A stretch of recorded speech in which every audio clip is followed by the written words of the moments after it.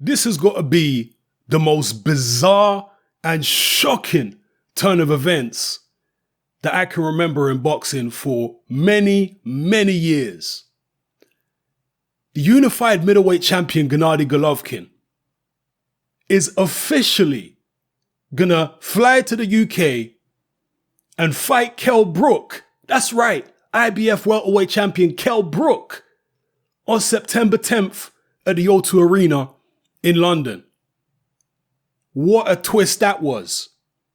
We thought that Kell Brook was negotiating a unification at welterweight with Jesse Vargas. We thought that Chris Eubank Jr. was negotiating a shot against Gennady Golovkin. But no. Both of those fights have been stood on their heads. And instead, Golovkin is ditching Eubank, Kell Brook is ditching Vargas, and they're going to fight each other. From my understanding, from the information that's out there at the moment, it seems as though it's going to be for Golovkin's middleweight world titles. So it will be Brook moving up. I don't know if there's a catch weight involved here, or whether it's going to be at a full 160. But boy, oh boy, am I shocked. Jesse Vargas and Chris Eubank Jr. and Sr. must be shocked as well. And let me just quote a few people here. Gennady Golovkin said, "I'm very excited to be fighting in front of the great British boxing fans and promise another big drama show against Kell Brook." I'll quote some other people here. Brook says, "This is the fight and the moment I have been waiting for some time. We've tried and tried to lure the best to come and fight me, and now we've got the best of the best, the #1 pound for pound fighter in the world coming to the UK. When this fight got offered to me, I accepted within minutes and I can't wait. Everyone knows I'm a huge welterweight and I know I will carry my speed and accuracy and even more power through the weights. This is the ultimate fight, one of the biggest international fights the country has seen in many years. You have seen some huge names run from GGG, but I'm running to him. I'm a special fighter and I will show the world on September 10th. And who else can I quote here? I think this is, Tom Loeffler, Golovkin's promoter. He says, "We're very excited to have Gennady fight for the first time in the UK. We've had a great deal of respect for Kell Brook for stepping up and facing Gennady when so many have been reluctant to do so. We look forward to working with Eddie and Matchroom Boxing and the Matchroom Boxing team on this huge international fight on September 10th. And Eddie Hearn himself says, "I cannot tell you how excited I am for this mega fight. I've worked hard with Tom over the years to bring GGG to the UK, and now we do it as the #1 pound for pound fighter in the world." Right here, you have the #1 welterweight in the world going up against the #1 middleweight in the world, 36-0 versus 35-0, two of the best on the planet. It's what big time boxing is all about. I couldn't be happier for Kell.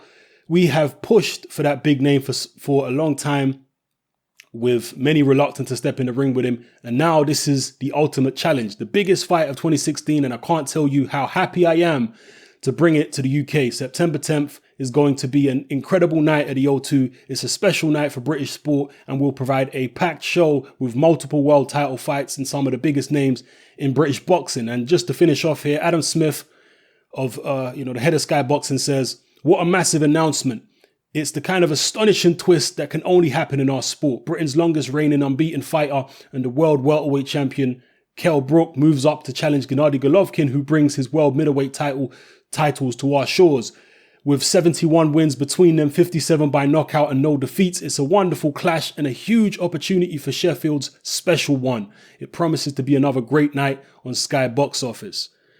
So, yeah, those are the protagonists involved. Obviously, the big question is, what happened to the two other fights? Well, we know there was stalled negotiations with the Jesse Vargas situation. Were they deliberately being stalled by Brook because they were negotiating the Golovkin fight?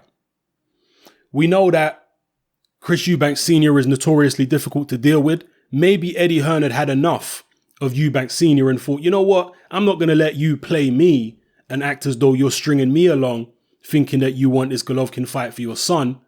I'm going to play you.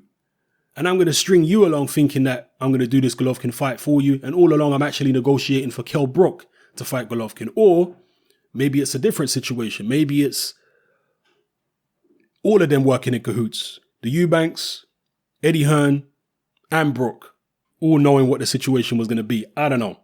It is fascinating. I'd love to hear from the Eubanks after this. Jesse Vargas, who cares? He'll go and fight Tim Bradley. I'm sure he's got other options out there. As far as the actual fight itself, Kell Brook against Golovkin, I want to know what weight it's at. Is it a catch weight? Is Golovkin going to be drained? If it's at a full 160, you would expect Golovkin to be able to deal with Kell Brook with relative ease. Let's be real here. And I have to say as well, a lot of people have given... Now, I rate Golovkin highly. Don't get it twisted. I think he's the real deal. And I've said on several occasions, I think Golovkin will go down. I think he'll prove himself to be one of the greatest middleweights of all time. Yeah, I think he'll go down as one of the greatest middleweights. Maybe I'm wrong, but we'll see. That's what I think. Having said all that, there are some people who give Golovkin a pass about certain things. They criticize other fighters for picking on smaller opposition. For example, they were criticizing Ward for wanting to fight Triple G. But here we have Triple G fighting a smaller guy in Kell Brook. And Triple G has already tried to get fights with Manny Pacquiao and Floyd Mayweather. So Triple G has no problem with fighting much smaller guys either. Okay, so let that be known. As good as he is, let's not try and deify Triple G, people. Yeah, he picks on smaller guys too. And here we have evidence of it. Regardless of that, I hope the fight's at a full 160.